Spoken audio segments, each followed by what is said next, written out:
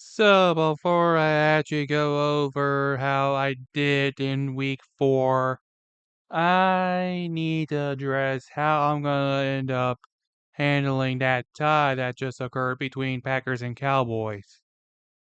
I ultimately ended up deciding to rework the coin loss section and just call it the extra zone, which would basically still serve as an overtime equivalent from. And basically, I'll still get the point, even though it ended in a tie, but that's going to count as an extra as opposed to a coin. And thankfully, the coin did not win this time, but we'll get to that in a moment. Let's actually take a look at the record. And I actually managed to rebound, going 9-6-1. So that puts me at a flat 500 record. And even though, there's a extra 2 off, it still rounds out to 500 anyway. Because a half win and half loss plus a half win and a half loss is a win and a loss. So, quick maths. But that does bring my total to Mario 64 points. That's right, I got just as many points as the number that is shown on the Nintendo 64. And any game with in the Nintendo 64 hardware selection that has in the title like Mario 64 and Castlevania 64. Who knows what else there are? And there is one more thing we need to go over before we take on this current batch. Starting this week, we have teams that will be going on a bye week. This will last all the way up until week 13 or 14, depending on how the NFL schedule is. And for our first batch of teams on bye, the Falcons managed to make their way up to 500, so they'll be going on bye. The Bears are going off a 2-game win streak going into the bye. The Packers looking to take that tie in stride, and the Steelers are going to be returning to Pittsburgh after having won a game in Dublin, Ireland, which means they get the bye for European football. And now on to the actual predictions. There are 0 games noteworthy of me having to dedicate a separate segment for. Actually, I take that back. There is going to be one, but it ain't this one. Because it's Thursday Night Football between NFC West teams in the form of 49ers and Rams. Purdy is once again hurt. He's proven to be a bit of a liability. Then again, the 49ers have one of the worst ways of keeping players healthy. They should really work on that if they want to keep their players as healthy as possible. Not good luck. But who do I actually take here? This is going to be one of those weeks where it's going to be hard to tell if anything's going to be worth my time. What do we want to go with here? Maybe if the NFL will let me decide on games at certain points. I'm thinking that the Rams are going to get the home field advantage, which is next to none because Los Angeles. But they are probably the more complete team at this point. Too many injury concerns on the 49ers side of things, and that's why I think the Rams win.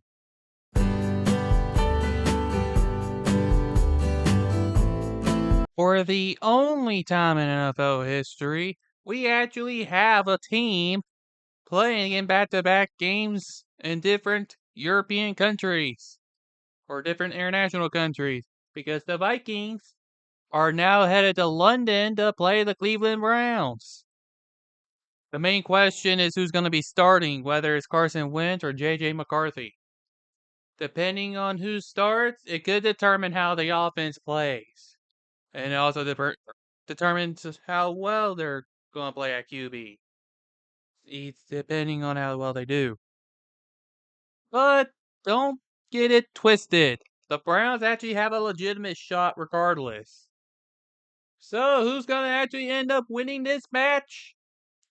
Honestly, the main weakness of the Browns has been struggling on offense. If they tend to struggle, if they end up struggling against this particular Vikings team, then there's gonna be a lot of hell. And because of that, I think there are going to be a Vikings win. And say hello to the first stinker, in which the Cowboys are on the road against the Jets. Woof. If there's any solace for the Cowboys, they're playing against a team that does flat out suck and has no future at quarterback. At least the Cowboys, despite their injuries, can actually make it out a little bit unscathed. So don't be surprised if this one is close and ugly. And Broncos, Eagles, man, both teams have been looking off. Broncos at least have a strong defense. Eagles, they can't seem to play a full 60 minutes. Do I think that there's going to be a winner? Yes, there is going to be a winner. And it's going to be the ugliest game possible in which the Eagles barely win because endless eternal reffing. That's right, the MVP of this game is going to be the Zebras for calling penalties against both teams all day long. And now you get the battle of teams. Okay, so the Ravens defense is actually completely battered, and Lamar Jackson is now unlikely to play. Oh boy, this one is gonna be rough. This one's gonna have to be a rough one. I don't know if I can accurately predict this one or not. Do I want to give this one a shot? You know what? Screw it. Let's have this game in a tie because why not? This is definitely gonna age poorly, but who cares? Let's see if this can end in a tie. Alright, it's time to flip some coins after. Wow. 6 tails goes to 1 heads. So the coin still thinks the Ravens can pull it off at home. I mean, it's definitely possible if Cooper Rush plays well, but that's a big ask. We'll see if they can actually get it done. Moving on to even more stinkers. Dolphins, Panthers. Well, I'm tempted to call this one a tie as well, but I don't think it'd be worth all that while. Dolphins are the better team compared to Panthers. So maybe they can start a bounce back series. Maybe. It's just gonna be standard tank ball goodness. Raiders, Colts. Man, close ugly again. I guess this time I'll actually take the Colts. Because, well, Raiders are being typical Raiders. Did anyone expect that? No? Well, I sure did. It's typical Raiders. They tend to struggle like this. Stop being surprised, and let's actually wait till we see who they're gonna compete in the tank ball against.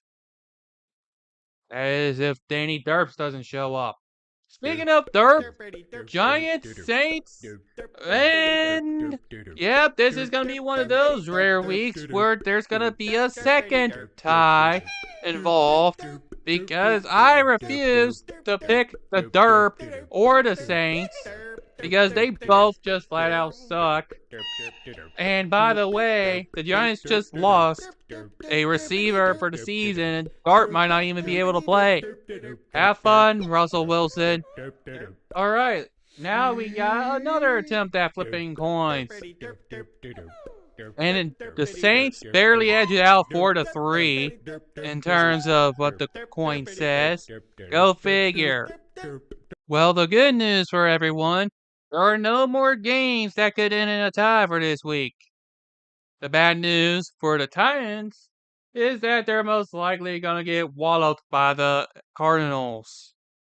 Because, of course, it's the Titans. You expect them to do anything good?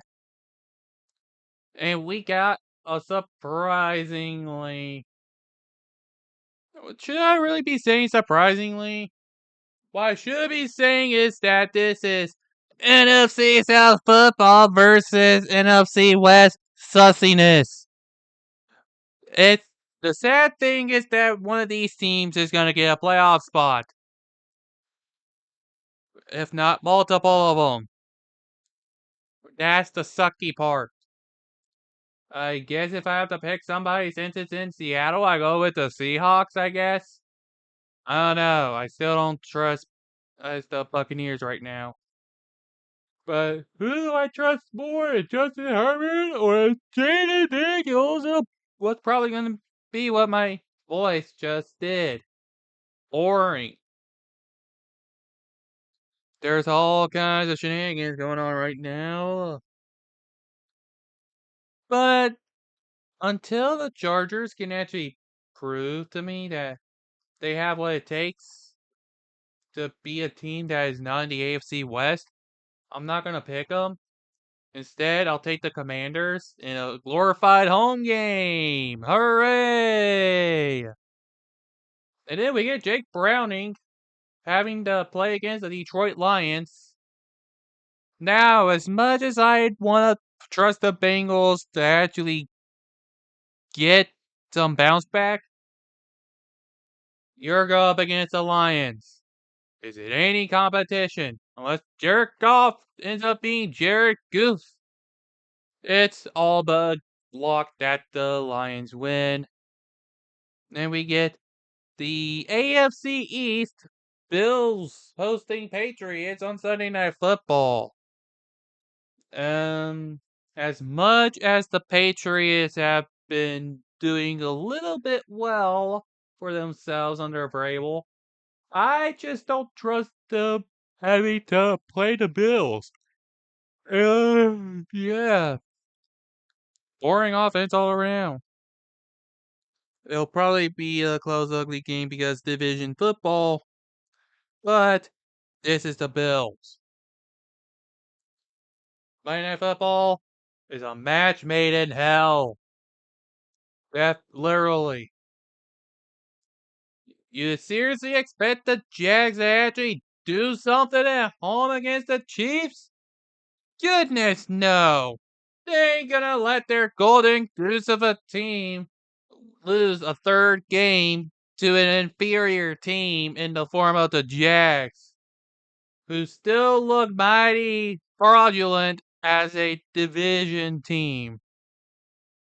You know what? Here's your endless bullshit win for the Chiefs. It's gonna happen in prime time and you know it. This is the way that the NFL wants it and it'll win because ref ball. And that's gonna do it for week 5. You can definitely tell I was feeling bold this week with those ties. But who cares at this point because we got teams that can't seem to get it done. Teams that thirp around, take balls everywhere. And who knows how much shenanigans is gonna occur. So why not just go along with it? I can probably do a better job at keeping this going, unlike Mike Johnson, who can't seem to keep the Congress together there at the House, and likely to end up in a government shutdown anyway. It's probably already in a partial shutdown by the time this goes up, and who knows how long it'll last, which means it'll age just as poorly.